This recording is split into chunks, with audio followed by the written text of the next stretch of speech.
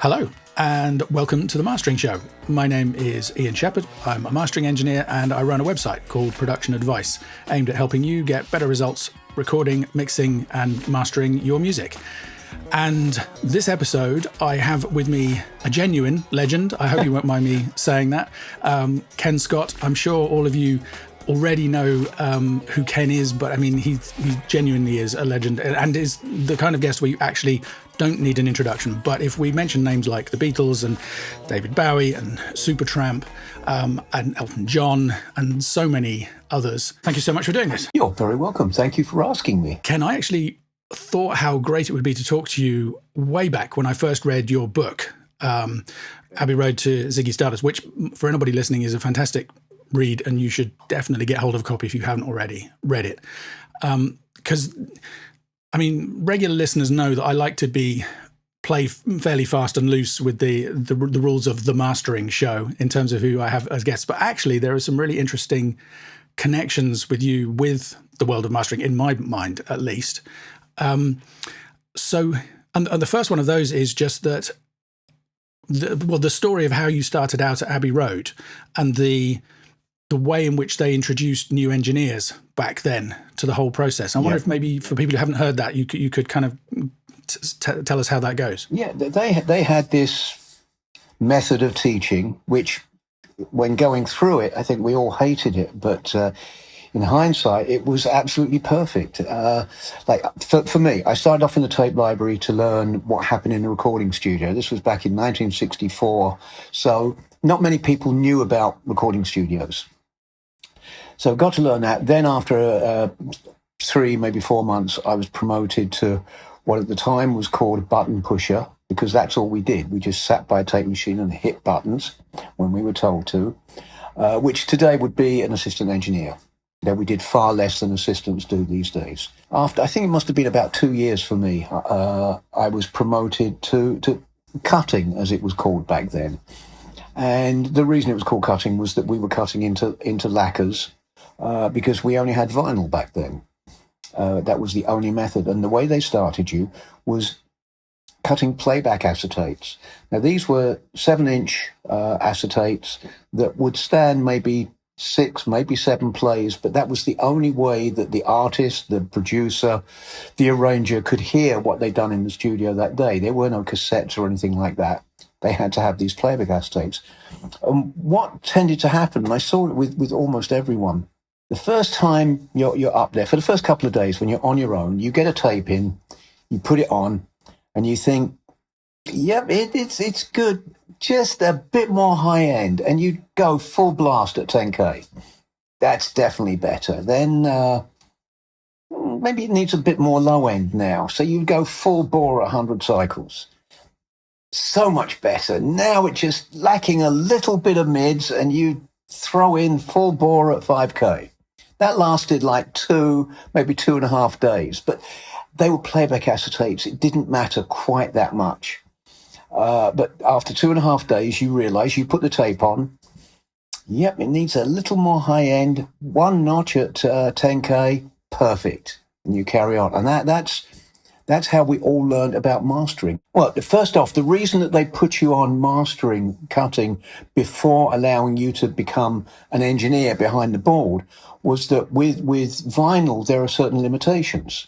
You can't have too much low end, it will jump. You've got to be careful of high end because of blasting the cutting head, distorting it. And they wanted you to learn the limitations before you could go downstairs and work on tape where you could put anything on. Sibilance wasn't a problem, hi-hats and all that weren't a problem. For mastering, they were problems. So they wanted you to learn that. I think that's so interesting, and that's really why I asked the question. I think that's a very wise way of introducing a new engineer to, because, you literally weren't allowed to make recordings for the final format until you understood what the final format was capable of, what it could do and what it couldn't do, and how it would sound. And I get the similar feedback, to be honest, from people who do, I have some courses where I help people do this kind of stuff themselves. And quite a few of them will take a mastering course and then say, well, okay, so I don't want to be a mastering engineer, but it was really useful for me to understand what you could achieve at the mastering stage, what you couldn't achieve at the mastering stage, and what I can do to kind of best prepare myself for that, and what's best done during mixing and all the rest of it. I just remember reading that and thinking how interesting that was, that they had that perspective. And just briefly, I mean, to put into context what you said there, correct me if I'm wrong about this, but I think you joined Abbey Road at age 16. Correct. So, and you mentioned you worked as a button pusher for a couple of years. So your first session, I think, was the B-side of Hard Day's Night. Side 2 of the album, yeah. Side 2, right through to Rubber Soul, yeah, I think, which is one of my favourite albums of theirs. Then you got promoted to being a cutter. Yes. Presumably that meant you then didn't have any connection with what was happening in the studios, or did you? How much? Well, just you're in the same building, you're walking around, you see what's going on kind of thing. And there were the odd sessions that I would go back down to being a button pusher again if they were running short of someone. I think I did maybe 2 sessions on Sergeant Pepper, and just the odd session like that when they needed someone of an evening. But no, other than that, it was upstairs. And one of the things to remember, for me anyway, which is very important to me as an engineer, it was all mono. I never got to cut stereo. It was always the mono versions. And the reason I say it is very important to me as an engineer, it's filling the audio spectrum. With stereo, if you have 2 guitarists, let's say John Lennon, George Harrison, you can put John on one side, George on the other, and you hear there are 2 guitarists. When you're only dealing in mono, you've got to find the right frequencies within the audio spectrum to have George and John. You've got to separate them somehow so people can hear that there are 2 guitars. And I'm very much aware all the time I'm mixing of that audio spectrum, of filling it up so that you hear the individual instruments, that trying to get it so that they're not competing with each other and that kind of thing. And that all, for me, all came from working with mono first. Yeah, and it's interesting because that's now become a tip or a hint that I hear quite often online these days, which is for people to start out mixing in mono, as when you first bring the faders up, and yeah. And I think it's not something that I do religiously, but I constantly refer back to things in mono when I'm mastering or when I'm recording and mixing for exactly those reasons. You just get a different perspective on it. Yeah. You moved to actually being an engineer with the Beatles after only a couple of years. And this is the thing that astounds me, is the speed that things changed. That in 2 years they were doing Hard Day's Night, and then 2 years later it was, I'm right in saying your first orchestral session was the strings for I Am the Walrus? Yeah. Well, no, it was a bit longer than that. Assistant engineer for 2 years, then mastering or cutting for a couple of years. So it was more like 4 years between side 2 of Hard Day's Night and it was Magical Mystery Tour. But even so, to think how much their music and their approach and their recording techniques had changed in that time, something that I'm really appreciative of more and more as time goes on is the fact that I had mentors when I started out. I had people who I could ask for advice and who would give me feedback on the work that I was doing. And I'm assuming that was the same for you at Abbey Road, in the sense that you were sitting in on sessions, watching, the more experienced Beatles engineers working. Well, that was one of the great things about Abbey Road, was the variation in sessions. So in the morning, I could have been in number 1 studio working with one of the great classical engineers, Chris Parker, Neville Boyling, recording Magic Flute or Cozy Van Tutti, I think it was actually. Then in the afternoon, I could have been recording Peter Sellers with George Martin producing. Then in the evening, working with Pink Floyd. So all of those different kinds of things happening. And I think, number 1, the most important thing that you learn doing that is how the producers, how the engineers get on with the artist, and how they work with the artist to get the best performance and to get the best sound from them. The next level is more the technical side, and for me, I didn't really learn the technical side until I sat behind the board that first time, and I knew I could push up faders and pull them down. What that actually did, well, I knew it changed levels, but getting them getting a good mix, that was something you learn with practice. And the same with EQ and compression and all of that. It wasn't until I sat there and got to work with them that I got the technical end of things, that the assistant engineer side was more the politics in recording. And I'm a firm believer that 75% of being a good engineer, being a good producer, comes down to how you get on with people. It's very, very, if someone doesn't trust you, they're going to be looking over your shoulder the entire time. And that's not a good way to work. That's why my career has been so amazing. If you take the Beatles, the first session I ever did with them was trying to re-record Your Mother Should Know. They'd recorded it at an outside studio, and Paul wanted to try a new arrangement of it. That was the first session I did. Luckily, the new arrangement didn't work. So the fact that I did not know what the hell I was doing when I sat behind the board didn't really matter.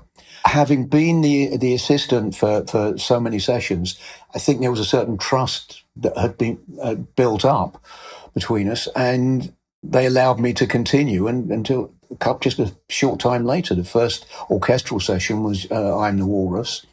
And much the same when I moved into the production side with Bowie. It was a co-production for the recording. Then the mixing, he got bored in the studio, so he didn't come along to mixes. So it was the trust that he gave me. I had complete control from the moment we finished recording to the moment it was released. And that's amazing. It is amazing. And of course, we met first a few years ago, but the reason you're here on this episode is that just last week I came along to hear the new Atmos mix you've done of Ziggy Stardust at Trident Studios, where it was recorded and mixed, which was a fantastic opportunity. So, and I want to talk a lot about that. But just kind of before then, I was curious to know, I think I'm right in saying that you have always said that the first Beatles engineer, Norman Smith, doesn't get enough credit. Absolutely. That he was so instrumental in obviously shaping their early sound. And I felt like that was really interesting, and the way that, you know, maybe it evolved more subtly than when Jeff and yourself came on board, but definitely you can hear this progression in the sound. I was just curious for you, at the point when Jeff got promoted and took over and started getting more experimental, was that something that you and maybe the other button pushers were startled by, somewhat taken aback, or was that just the way that things were going at that point? How was that kind of change perceived? It was the way things were going. The biggest jump was between Rubber Soul and Revolver. Rubber Soul, as far as it could go, it was pushing the envelope, very much so. And Norman was very much a part of that. One of the reasons I say I don't think he got enough credit was that he tried to change the sound on every album as much as he could. There were certain rules that stopped him being able to experiment as much as maybe he would have done. The Beatles took that on board, and not only did he experiment, that started them experimenting, sometimes with musical instruments like the use of the sitar, which was on Rubber Soul, and bits and pieces like that. Then their time away, and the world was changing. That gave them more opportunity to experiment. That's what happened with Revolver. It was, we don't want to sound the same as everyone else. We want to be different. And that was one of the great things about them, was they could very easily have made the same record time and time and time again. And yeah, they would have sold a few, but it would have dropped off fairly quickly. They made records for themselves. They didn't say, well, this genre is going to work for these people. This genre is going to work for them. So we'll record for them. They were making records for themselves. And that was something I learned. I've always made records for myself and the artist, no one else. Forget the record company. It was Norman teaching them about the changing sounds and experimenting a bit more that I think led them into Revolver. And then, of course, Lennon just turning the first track they recorded, Lennon turning around and saying, I want to sound as if I'm singing on the top of the Himalayas or something like that. And Jeff and Ken Townsend having to come up with, well, how do we make him sound like that? And the idea came of using Leslie. And that was the start of it all. That and the drum sound, that changed as well.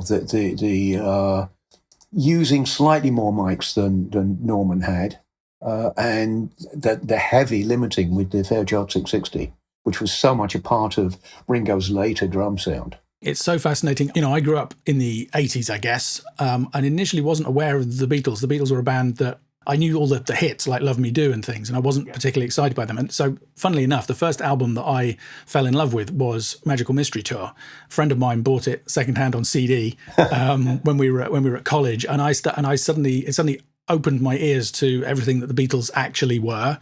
And then I got Lewis and Burke and started getting into it and just learning that whole.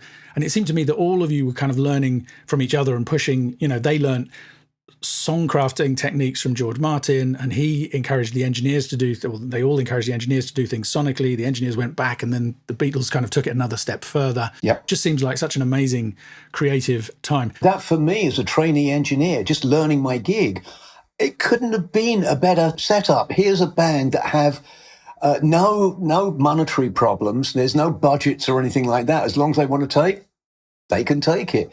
And they wanted everything to sound different every time it was recorded. So that gave me complete freedom to experiment with mics and all of that kind of thing, knowing that there was as much chance of me recording a piano completely wrongly and them coming up and saying, oh, that sounds like shit, as there was them coming up and listening to it and said, that sounds like shit, I love it, we'll use it. The freedom, the headspace that gives you to experiment is just incredible. I learned so much about mics, placement, and all that kind of thing, finally getting to what I still do today. And out of interest, did that start right? I mean, you mentioned I remember a theme in your book of being dropped in at the deep end, and kind of sink or swim. And obviously, as you mentioned, when you first started engineering for them, you almost didn't know how to use a mixing desk and were kind of figuring that stuff out. So I'm guessing you took a lot of the strategies on from Norman and what you knew that Jeff had done. Yeah.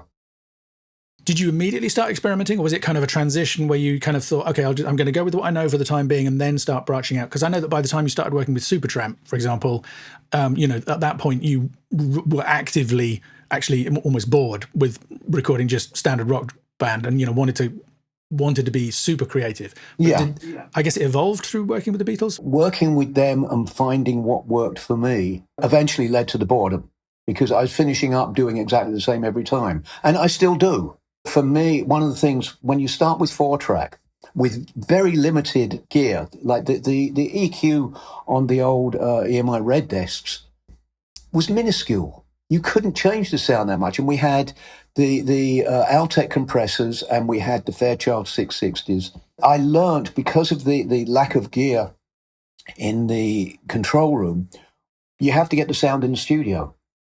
And if you have a crap sound in the studio, you're never going to get a great sound in the control room, no matter how many plugins or gear you use. Get a good sound in the studio, then you can add the icing on the cake and make it sound really good. I mean, that makes perfect sense to me, because I worked for 15 years before I started having a blog and then a YouTube channel and eventually this podcast. And the reason that I started doing it was that I was, even back then, I mean, that's whatever that is, 10, 12 years ago now, I was seeing information coming out on YouTube that I just felt was going to confuse people and mislead people more. One of my favorite sayings is that mastering is simple, which doesn't mean it's easy, but it is simple. And I think the same thing applies to recording. I'm always encouraging people to be minimalist. If all you need is to balance the level, just do that. If all you need is the level plus a little bit of EQ, do that. Okay, if you need some compression, always be as minimalist as you can. And I imagine you would agree with that. And that's kind of born out of necessity back then, because there just wasn't the flexibility. You couldn't have 100 instances of a Fairchild emulation plugin in your mix, and you only had 4 tracks and then 8 tracks and then 16 tracks to work with. I remember hearing you talking about the techniques that you used to do where you would EQ the mic rather than EQing the instrument. I thought maybe people would be interested if you could say a little bit more about that. Well, this is something that was brought up by my co-writer of the book. He was producing a band. I was just sitting at home at the time, and he said, would you like to come in and engineer for me? I'm so happy when I'm in a control room working. And so I went in, and the way this came about was we were going to do the basic tracks for 2 songs. And in discussion with the drummer, we came up with the fact that we needed completely different drum sounds for each track. And the drummer said, don't worry, I'll come in with a couple of kits tomorrow. It'll be no problem. We'll get it. We decide which song we're going to do first. He sets up the drum kit for that. I put all the mics in, EQ, levels, fine. We get that drum track.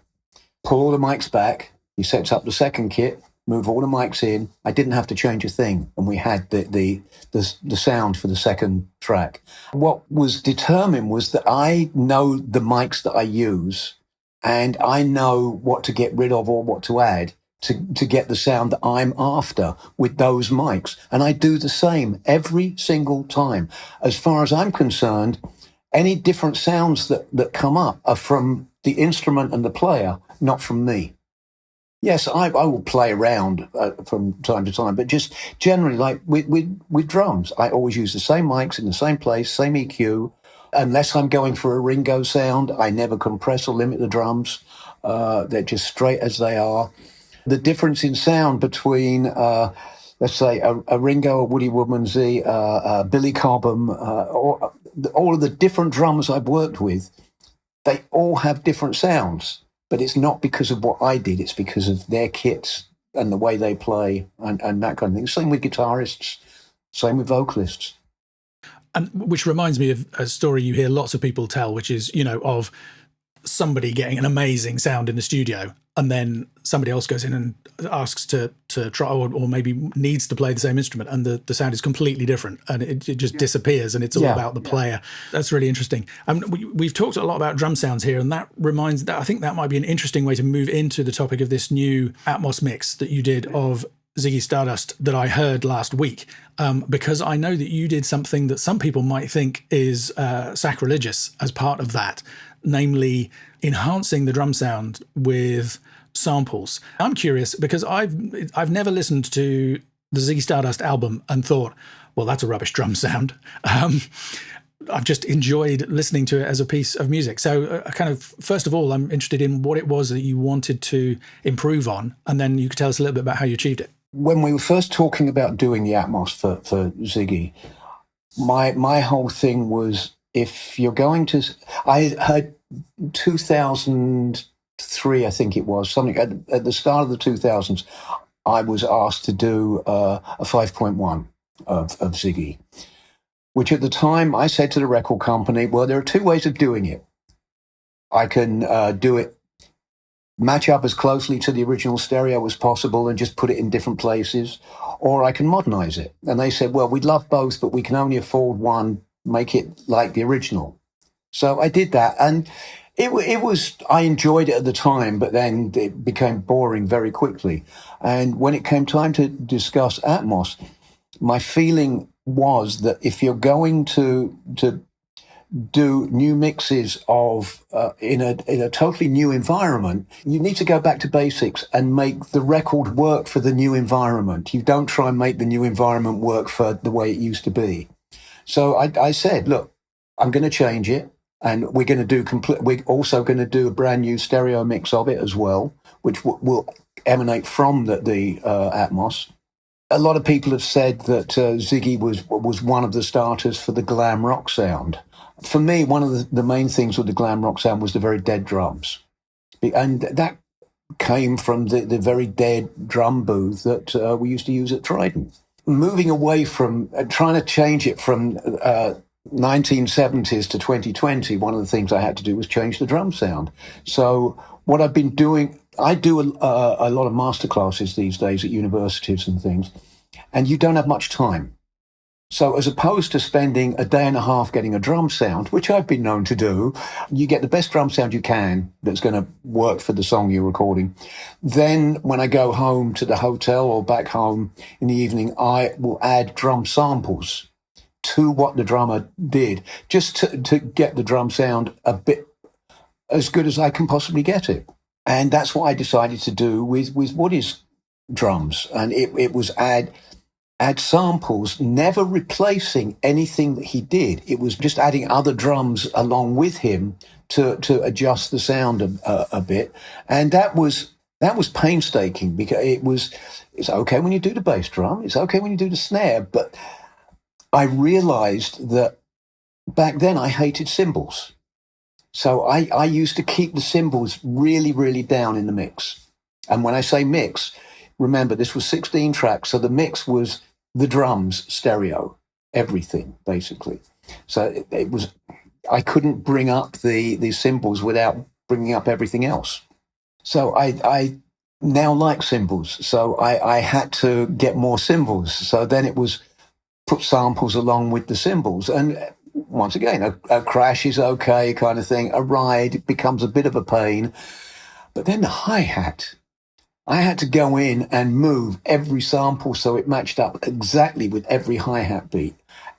Oh, it drove me nuts. But to get what I wanted, what I needed, that's what I had to do. Because quite often, if you don't get it precisely, it becomes very robotic.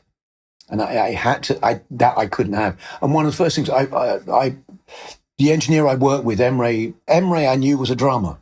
So the first words, look, when we pull up these with the samples, if any of it feels wrong because of the samples, let me know and I'll go back in and change it however I have to get it right. And he said all the way along the line, it all sounded perfectly natural. So that was a relief. It really did. I thought the same thing. I mean, I had read an interview with you in Sound on Sound magazine where you'd been talking about this, and I had completely forgotten it going into the listening session on Monday. And I genuinely didn't notice. And then you reminded us by talking about it in the Q&A afterwards. And I think one reason people that I haven't always heard you talk about is one of the reasons it was so successful is that, of course, the samples that you were using to enhance that drum sound were actually Woody, the original drummer on the session. Yeah, most of it. The kick drum wasn't. Oh, okay. That was actually a Terry Bozzio drum kit, a bass drum. Well, a good few years ago now. I was fed up with the whole thing of when adding a sample or something like that. It was, you go through, okay, big halls, thin snare. Nah, small room, thick snare. No, and going through hundreds of different samples to try and find the one you wanted. So I got together with a company that dealt with samples, and we put together a library called Epic Drums. 5 drummers that I'd worked with in the past. What I wanted to do was emulate exactly what I'd done with these other drummers, all with different sounds. One of the criteria was they'd, at some point or another, whether it was mixing or recording, it had all gone through a Trident A-range board. So I wanted to do it all through the same board. So we had to find all the studios that have Trident A-range boards, which weren't many, because there are only 13 ever made, and most of them have been thrown out by now. But we managed to match it all up and do that. And so I had Woody and his samples. So yes, I used those. But in doing the samples, because we were trying to match up fairly closely to the originals, the bass drum was still very dead. So the Terry Bozzio bass drum that I used was much liver, and that gave a lot more low end, because that was another difference. We didn't have anywhere near as much low end as people are used to today. So to make it more modern, it needed more low end. As I say, it was just remarkably successful to me. And in fact, I've been listening just today to the stereo mix that was derived from that Atmos mix, which I very much enjoyed. Sounds fantastic. And the thing that interested me the most was, I was thinking about what we were going to talk about in this interview at the same while I was listening. So I wasn't paying 100% attention, but every so often I'd kind of go, oh, that's interesting. I wonder if, and every time I flicked back to the original stereo mix, the thing that I thought might be different was the same from that original. And it was remarkable, I have to say, how well that stereo mix worked, given that I think I'm right in saying there are only marginal tweaks here and there between the Atmos and the stereo master. I'm curious to know whether, because I think I'm right in saying this was your first Atmos mix. Yes. Emre obviously has done a lot. Anybody who hasn't heard the episode where I talked to him and Mike Hillier about mixing and mastering in surround, we will put the link to that in the show notes at themasteringshow.com if you want to take a listen. But I was curious whether Atmos was something that you were already listening to, even though you hadn't done any work in it, whether you have an Atmos system at home or a 5.1 system, or whether you kind of were coming to the whole thing completely fresh. as such, completely fresh. When Atmos first started to happen, I was very dubious about it for taking old records and bringing them into the new environment. I was doing a masterclass at Abbey Road. They'd recently had their big movie dubbing theatre done with the huge Atmos system they've got there. I said, because I wanted to hear it, I said, any chance of the students going in there and having a listen? Of course. Yes, of course.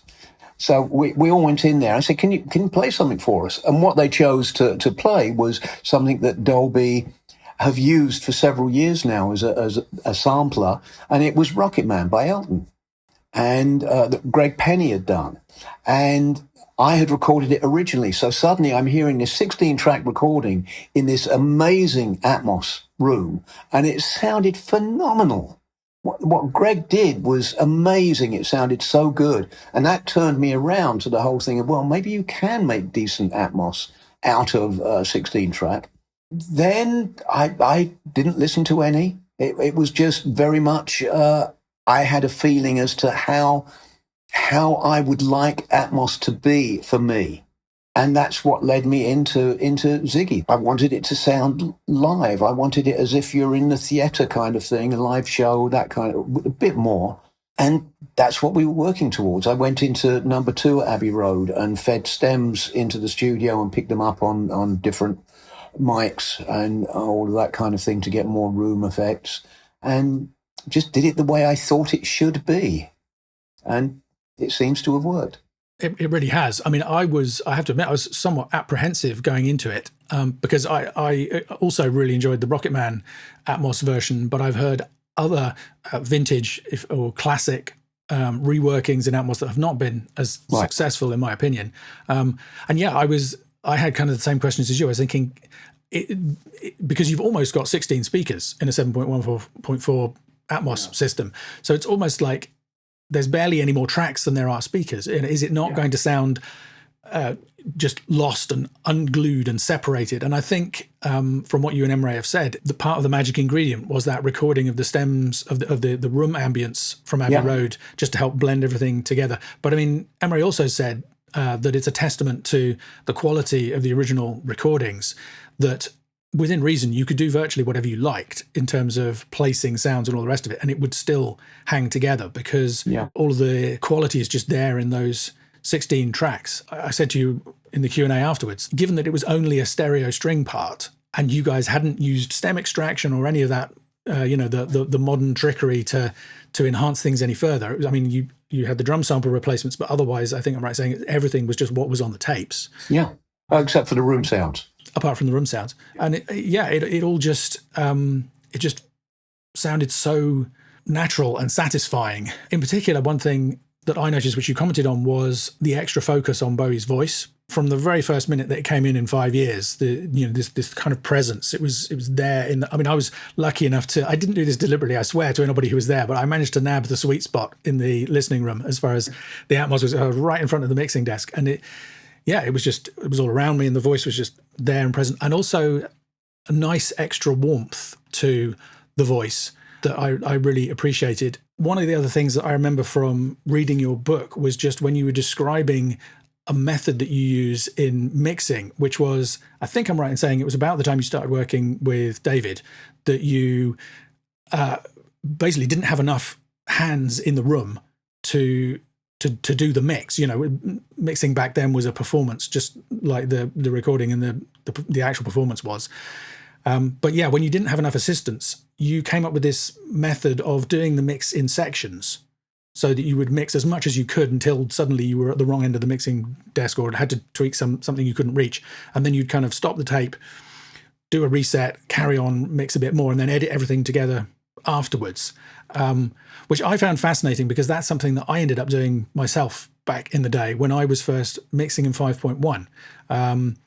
Sometimes we would use automation on the desk, but a lot of times it was just easier to do whatever it was, maybe the first couple of minutes of a song with one set of settings and then pause and splice it all. Of course, with the computer, you could do perfect edits and you didn't have to worry about the tape drying out or any of that kind of stuff. But I was curious whether that's something that you kind of carried on from there? I know you were still doing it when you were mixing and recording with Supertramp. Have you used that all the way through your career? Did you use it in this? I used it for a long time. Then I was persuaded, I think probably because of the whole record company wanting you to go in and just change it slightly. I moved to automation for a bit. And I was never happy with that because I think I do suffer from sort of attention deficit disorder or whatever. When I do the entire mix, I find I start off listening, okay, the bass is fine, then I'll suddenly shift to the piano, then I'll suddenly shift to something else. And I'm never quite listening to it the way I want to, whereas in a short section, okay, I listen to the bass, okay, that's good, but now how about the acoustic guitar? How about, and I can listen to the short sections and just concentrate enough on each individual thing if I need to. So I didn't like the automation side of things. And then, of course, we moved into the digital age where the editing became almost, you couldn't really do it. And it wasn't until doing a mix of a masterclass I did in Canada of a young artist as back home mixing, and I suddenly realized how easy it was to edit in Pro Tools. So I sort of gone back to the old way, but within Pro Tools. And you look at it, you have all of these colored sections where I've done all the edits. And I never did it. I was very specific about the editing. Like, it would always be the intro, get that exactly. Then the first verse, get that. It wasn't sort of let it go until I couldn't do any more, because I knew each section, I knew what I wanted to get out of each section. And so the best way was set that up, get it right, make any changes needed to for the first verse, do that, and so on through it. That's great to hear that you've gone back to that. I mean, I like it because you keep a little bit of that performance aspect, yes. In the sense that rather than relying on the automation to record every little move, and I think the risk is that everything just gets averaged out and homogenized to the point, whereas you get some of that excitement of doing something live, and then it's captured in the recording of it, so you can keep that, but you don't have to worry about doing it a million times and getting the perfect take all in one go. When I moved back here, I was teaching at a university up here in Leeds. I had to listen to the students' mixes quite often. And one of the things that I always heard was the vocal. It would be set right at the beginning of the mix. Then came to the chorus and everything sort of grew, but the vocal was still at the same place, so it got lost a bit. Then you get to the bit where everything drops out and suddenly the vocal's too loud. And I try to get across to them the way I play with the vocal. I play with it all the time, and I learn all of the quiet spots, loud spots, and I'm playing. Yes, of course, I limit it when I record. And sometimes I'll limit it a bit more when I mix. But the important part for me is the playing with the fader. And the trouble is, when you're doing it in the box, trying to do it with a fader doesn't quite work the same way. Yeah, no, I absolutely agree. And it's something that I encourage people to do is I always, kind of say to them, even if you don't change something for 4 bars in a mix, that needs to be a conscious decision. You never want to be in the position where the mix is just kind of drifting along and is the way that it is because that's how it happens to be. It's, yes. You want to have thought about everything that happens at every stage. I love that.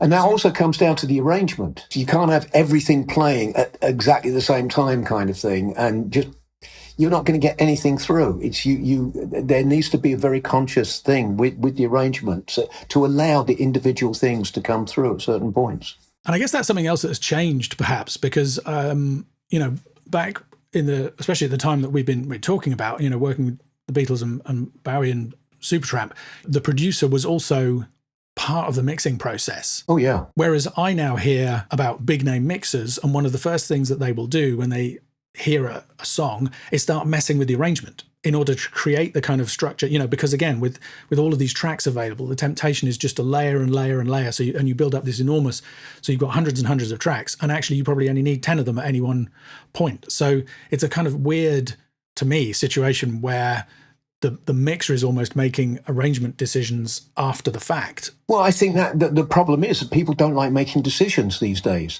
And when you've got 199 tracks, you don't have to make decisions. We had 4 or 8 or 16. We had to make decisions.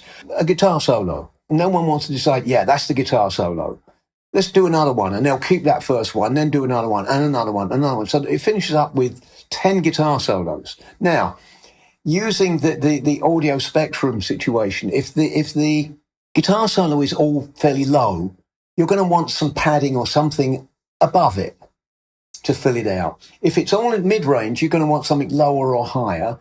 If it's all high, you want something lower. So not only do you have 10 guitar solos, you then have 20 different pads behind that will match with any different part of it. Just gets ridiculous. And because it's a guitar solo. It's not, it's not brain surgery. It's right or it's wrong. It works or it doesn't. There is no such thing as perfection. So whatever you're struggling for, it's just as long as it feels right to you, it is right. Yeah, no, I love that. I think that's great advice. Actually, interesting, sort of talking about the way that the role of production has changed over the years. I guess being a cutter at Abbey Road wasn't necessarily exactly the same as what being a mastering engineer has evolved into.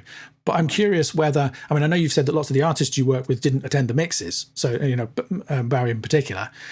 Have you been involved in mastering over the years, or is that something that you just leave to mastering engineers? And I'm curious what your opinion about it is. I guess maybe in lots of your stuff, you'll have been listening to remasters. And I wonder whether that's kind of an enjoyable process or a kind of frustrating experience, what your perspective is. Okay, first off, with new product, yes, I used to go along, right at the beginning, I'd go along to mastering when it was done. Then it evolved into I'd have the mastering engineer cut 2 sets of acetates, because I'm still talking sort of back in the vinyl days. 2 sets of acetates. One would be completely flat. The other one would be EQ, doing whatever he thought or she thought should be done.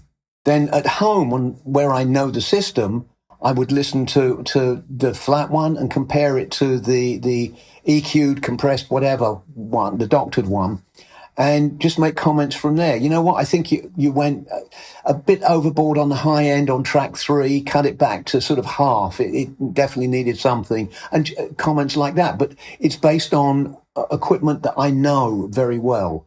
You said remasters? The record company don't normally get me involved in remasters. It's that they just get it done.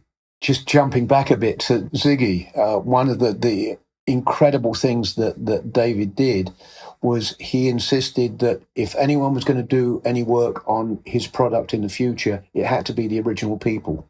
So that was what gave me the freedom to do the Atmos and the stereo, because he had set it in motion that no one else could do it, which was amazing, because so often it's just farmed out to the top name on the list at the moment that happens to have success. So that was great.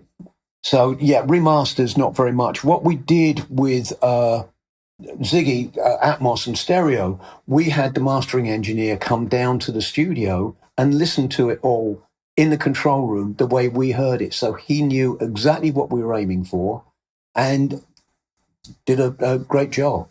It was mastered John Webber at Air, and it's great. Luckily, he didn't have to do too much.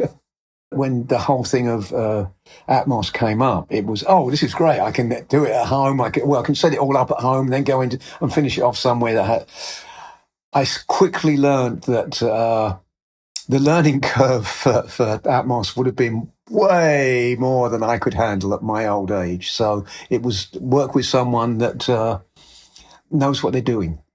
And it worked out. I'd spoken with Emre at an MPG Awards dinner, and this was right at the beginning of thinking about doing Ziggy, and I was just that was the point when I was thinking of doing it myself. So I was just asking for advice, kind of thing, and we seemed to be thinking along the same lines. So when it came about for real, and I already knew at this point that I couldn't do it just by myself, call him up, and it was a duo made in heaven as far as I'm concerned. It was perfect. We were completely in sync the entire time, and we would finish each other's sentences. I'd be sitting there, can you just boost the vocal half a dB? Yeah, right.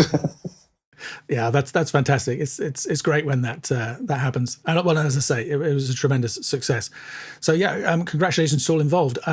Emery, I think, said that you only had to use one compressor on one track in the entire album, which is, on top of what had been there already on the tape, which is pretty remarkable in itself. But other than that, it was mainly, light EQ work and reverbs. And I was just curious. I mean, I imagine it was pretty easy with David's voice. It's like, well, okay, there it is. How can does it need sweetening or enhancing? In fact, was it more like going back to what you remember at the time? Or do you feel like it was just a different decision because it's a different format and a different era? Different decision because different format and different era. Yeah, so all of that. Look, after 50 years, I was bored to tears with Ziggy. I thought I'd put a gun to my head if I ever heard Suffragette City again, like that kind of thing. But coming into this, knowing I'm going to do it in a completely fresh way, the original record, but different. And that's the way I've heard it described. That's the way my wife described, just listening to the stereo. She said, it's the same record, but it's different. It's better. It worked. As far as I'm concerned, it's always, it either works or it doesn't work. And this worked. Thank goodness. Yeah, I was petrified. First off, the final day, when the record company and the estate, the Bowie estate people came by the studio, I was terrified of what they might think. Because we were left completely alone. It was Emre, myself, and Gilly, the assistant. We did what we wanted to do, and it was great, and then played it, and they enjoyed it. Then, a couple of weeks later, we're doing something that some fans are going to get to hear it. Petrified again, because they are so into the original record. I heard exactly what I wanted to hear from every single one of them. I heard things I'd never heard before. It's so good. I felt, and a comment from Woody when he heard some of it. I don't, at the time, I know he hadn't heard all of it. I don't know if he has now. But he said, and he wasn't joking, he was being very serious. He said, it was amazing. I felt as if I was there with the band. And all of these kind of comments and your comments and everything, and everyone last Monday, it gratifying to say the least. Well, gratifying, but well-deserved, I mean, so for anybody listening to this, I highly encourage you. Right now, it's only available on Blu-ray, but hopefully it will be coming to streaming soon. If you can, just listen to, find a way to, by hook or crook, to listen to it on an Atmos system. I would still stand by that, because obviously that's the best result. But yeah, the stereo remix is also really enjoyable. And that's basically the Atmos version, just in a stereo format. Congratulations, and you had no need to be nervous, in my opinion. I did. Thank you so much for telling us about it. And yeah, to anybody listening, do head out, grab the Blu-ray, or keep an eye out for it when hopefully it appears on streaming services, so that you can hear it for yourself. Ken, thank you so much. Thank you, Ian. It's been great.